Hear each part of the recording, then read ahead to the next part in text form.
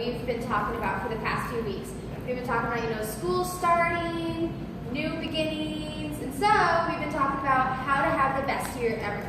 So for those of you who haven't been here, I'm just going to quickly recap what's been going on. So the first week, Sean, who just went back over there, that's Sean. Hello. We talked about that we aren't perfect, but thankfully we serve a God who is. And that He doesn't hold the past over our heads, and so neither should we. And so we need to let go, look to God, and put our past in our past. And then last week, Jill right here, say Jill, that's Jill.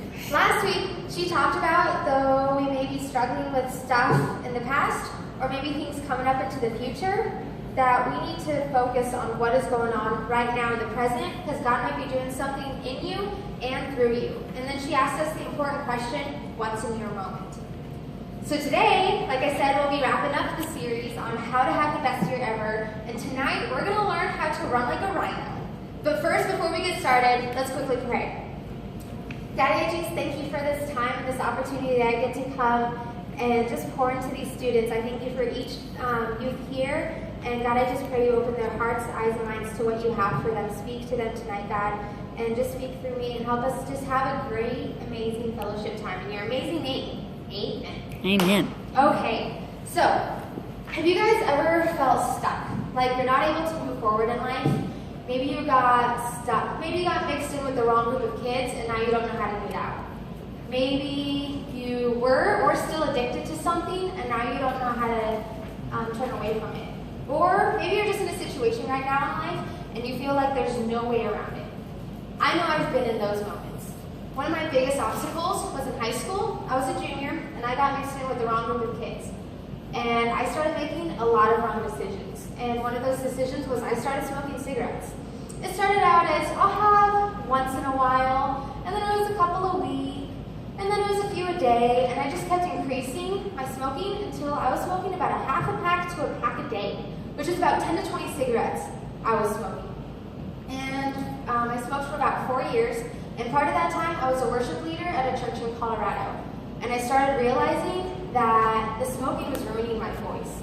Every week I was trying so hard to make my voice sound like it was clear, but it wasn't.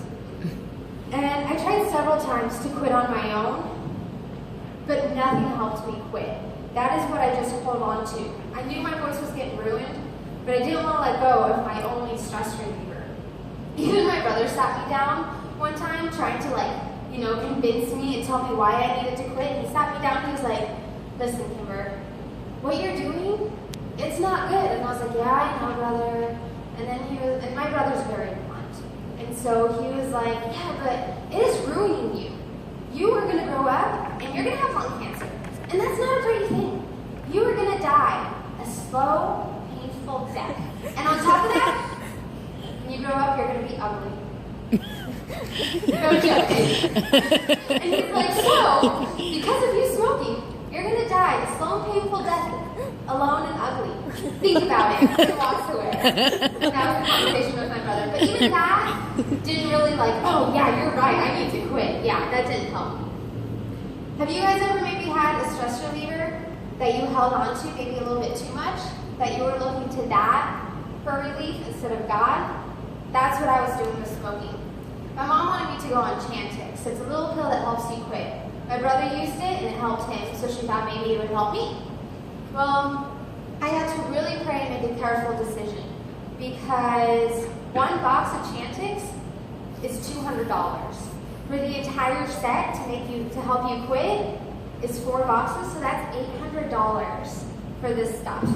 That's a lot of money, and I did not have $800. But luckily, with my parents' insurance, for the first time of trying it, I got it for free. So I had to really pray and make a careful decision.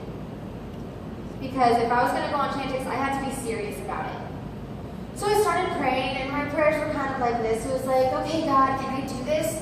Am I strong enough? Do you think I'll be able to make it through? And for a split second, I would get a burst of courage, and I'd be like, yeah, I got this. I'm going to quit. But as fast as it came, it went just as fast. And it got replaced with fear and doubt. And I'd be like, no, I can't do this. I need my cigarettes. That's my stress reliever. I can't do it. Then a few days later, I would pray again, okay, God, know if I can quit. Will you help me? Will you give me the strength? Can I do this? Yeah, okay, you know what? I'm going to quit. No, God, what if God doesn't come through for me? What if I fail? What if I waste this? I was letting fear and doubt get in the way, and I was holding on to my cigarettes more than God. Nope. So one night, I really had to pray and make it specific because I was back and forth, and I couldn't make up my mind. And so one night, I sat down, I was like, having some God time, I was like, okay, God, I need your help. I am so lost and so confused. I need you to help me make a decision. I need you to show me what to do. Guide me, God, because I need your help. I'm back and forth. Please help me. And so I opened up the book I was reading, and would you believe it? The chapter was titled, Don't Be Double-Minded. And I was like, oh yeah, I need to read this. And it was talking about if we're struggling with a decision to make and we don't know what path to take a path. Make a decision. If it's the wrong decision, okay, God's going to be like, okay, nice try, but we're going to view you this way. But nice try. If you make the right decision, that's great. Keep moving forward, and God's going to guide you. And so then I realized, wow, I need to make a decision, because at least you'll be moving forward. And I was not moving forward. So I decided to unfocus from my situation and started moving forward to quit smoking. My first step, taking the Chantix. And then I was cutting down on the cigarettes. And then by January 10th, 2014, I quit. Okay, well, I'll just talk a little bit louder then. So I started trusting God, and He honored me in my choice by restoring my voice. Even before I totally quit, my voice was getting better and better and better. Even still today, I'm learning new techniques I can do with my voice. He's given me songs to write, which I know someday will bring glory to His name. And it wasn't easy, and it's still not easy. It's been 2.5 years, and there are days I still have cravings. But all I need to do is unfocus from my situation and focus on God. Smoking was a big part of my life, and I held on to it tightly. I couldn't really see my life without smoking, only because it was the only thing that helped me when I was stressed. But once I decided to quit, I had to learn to not look at smoking, but to look at God instead. Unfocusing from smoking helped me look to God more and trust Him more and more. You know, there's a story in the Bible, like mine, totally different circumstances, but he too had to unfocus from what was going on around him and just look to God so he could start running forward for his future. And his name was David. David was the youngest of 8 brothers, and he was a shepherd, so he watched over the flocks of sheep. And his story is recorded in 1 Samuel 17. So just a little background on what's going on in this story is that there's a battle going on between the Philistines and the Israelites. And the Philistines, well, there was this great warrior guy, and his name was Goliath. He was over 9 feet tall, which is really tall because I'm short. And when he wore his bronze armor, it was 125 pounds. And he would come out every morning having his spear and shield in hand, and he would go out to the battlefield and start yelling to the Israelites, challenging them. You send one man out to fight me, and if he kills me, we'll become your servants. But if I kill him, then you become our servants. And he did this every morning for 40 days. Well, one day, David's dad, Jesse, asked David to take some food to his 3 oldest brothers because he was part of the king's army, Saul. And so he goes and notices all the soldiers were running in fright because Goliath came out and was yelling out his challenge. And David heard him. So he went to the soldiers, and this is what he said in 1 Samuel 17:26. He said, David asked the soldiers standing nearby, what will a man give for killing this Philistine and ending his defiance of Israel? Who is this pagan Philistine anyway that he's allowed to defy the armies of the living God? Notice how everyone is frightened and intimidated by Goliath. But David didn't sound scared. He sounded more upset that no one is doing anything about Goliath. You see, the Israelites were seeing a giant, but David was just seeing a man who was defying God. There we go. This is what unfocusing from your situation looks like. There is a giant before David, and he knows that God is bigger than him. So he looks to God and draws his strength from him instead of drawing fear from what's going on around him. Then David was sent to the king Saul, and this is what he told the king, starting in verse 32 through 37. He said, "Don't worry about this Philistine," David told Saul. "I'll go fight him." "Don't be ridiculous," Saul replied. "There is no way you can fight this Philistine and win. You're only a boy, and he's been a man of war since his youth." But David persisted. "I have been taking care of my father's sheep and goats," he said. "When a lion or a bear comes to steal a lamb from my flocks, I go after it with a club and rescue the lamb from its mouth.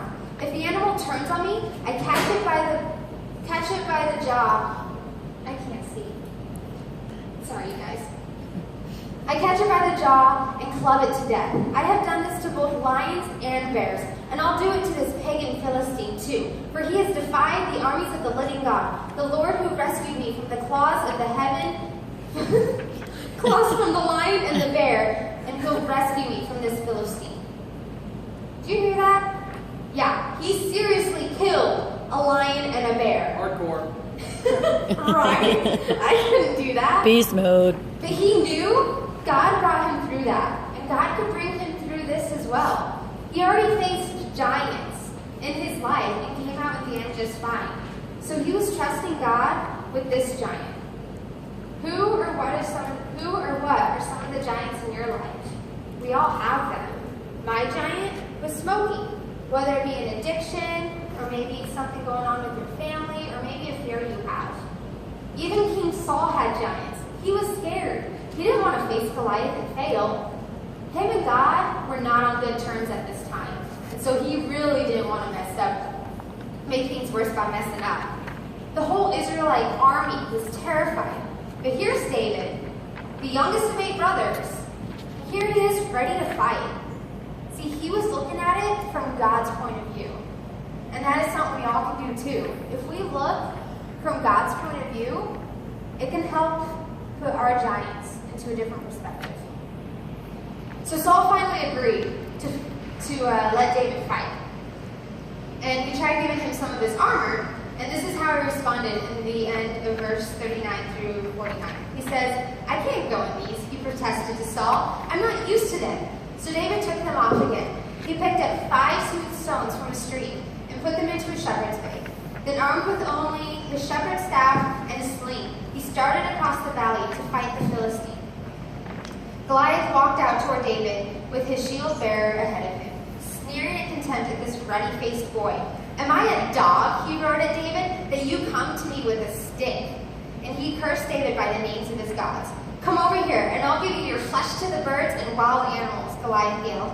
David replied to the Philistine, "You come to me with sword and spear and javelin, but I come to you in the name of the Lord of heaven armies, and the God of the armies of Israel, whom you have defied. Today the Lord will conquer you, and I will kill you and cut off your head. And then I will give the dead bodies of your men to the birds and the wild animals, and the whole world will know that there is a God in Israel. And everyone assembled here will know that the Lord rescued his people, but not with sword and spear. This is the Lord's battle, and he will give you to us." As Goliath moved closer to attack, David quickly ran out to meet him. Reaching into his shepherd's bag and taking out a stone, he hurled it with his sling and hit the Philistine in the forehead. The stone sank in, and Goliath stumbled and fell face down. Dang! Woo! That is crazy, right? All David did was pick up 5 stones from the river and face Goliath. I don't know about you, but if some giant was coming at me, threatening to give my flesh to birds and animals, I would definitely be terrified. But not David. He runs right up to Goliath, pretty much puts him in his place, telling him that God is greater than you, and you're going to die today. Wow. And what happens? David defeats Goliath. Look at all these steps David took and was able to run forward for his future. He unfocused from the situation that was in front of him and focused on God. Instead of feeling intimidated or worried, he looked at it from God's point of view, and that is that God is bigger than any giant. He's bigger than smoking, he's bigger than school, he's bigger than your friends, he's bigger than anything you are struggling with right now, you guys. If he's definitely bigger than Goliath, that David was able to take him down, he's definitely bigger than anything you guys are going through. And then, guys, he faced his giant, with God's help, of course. After that, he was able to keep moving forward and running for what God had for him. Years and years down the road, he became king, a man after God's own heart. He knew God had great plans for him. Though the road was hard, he pushed through. He didn't know what the outcome was going to be fighting Goliath. He didn't see what would be next in life. He just ran forward, trusting that God had everything under control. Remember like a month ago, we were learning about the groups of animals and what they were named? Well, we're going to learn about another one tonight. What do you guys think a group of rhinos is called? Jasmine? A herd? If you know, put your hand down. No. I know what it is. It's a gaggle. It's a gaggle. No. Guys, it is called a crash. They can run about 30 to 40 miles an hour, which doesn't seem too fast, but if you think of them running on these short, stubby legs with a horn pointed at you, that would be kind of scary. But that's not even the scarier part. They can pretty much see from here to that wall. And even that is blurry. Guys, they run 30 to 40 miles an hour straight ahead, not knowing where they're running. They can't see. Yet they are running full speed ahead. Even chilling at just a watering hole, they are still called a crash because of the potential they have. They can't really see where they're going, but they're running full force ahead. You guys, what if we were like that? What if we were able to run full force for what God had for us, even though we can't see? Just think of the potential we would have. Guys, don't be afraid of what you can't see or you don't know. Run full force for what we do know. And that is God is here. He's got our back, and He is going to help us make it through.